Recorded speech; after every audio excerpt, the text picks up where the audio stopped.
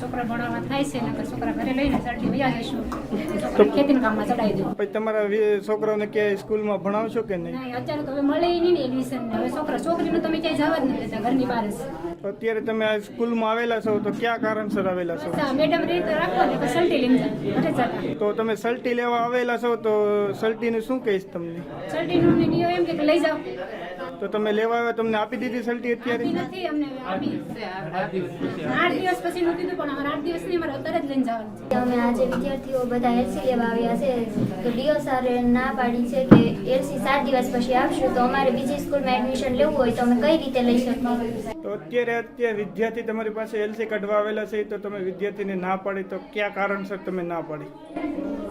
સરકારશ્રીના પરિપત્રના નિયમ મુજબ એલસી માટે પહેલાં અરજી આપવાની હોય અને 1 વીકના ટાઈમ પછી અમે એલસી કાઢી આપશું.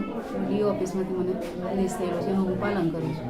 તો વિદ્યાર્થી અત્યારે કહી રહ્યા છે કે અમને 7 દિવસનો ટાઈમ આપ્યો છે, તો 7 દિવસ પછી કઈ સ્કૂલમાં ભણવા જવું? તો તમે 7 દિવસનો ટાઈમ કયા કારણસર આપ્યો તમે? સરકારશ્રીના પરિપત્ર મુજબ મને ટાઈમ આપવાનું કીધું છે.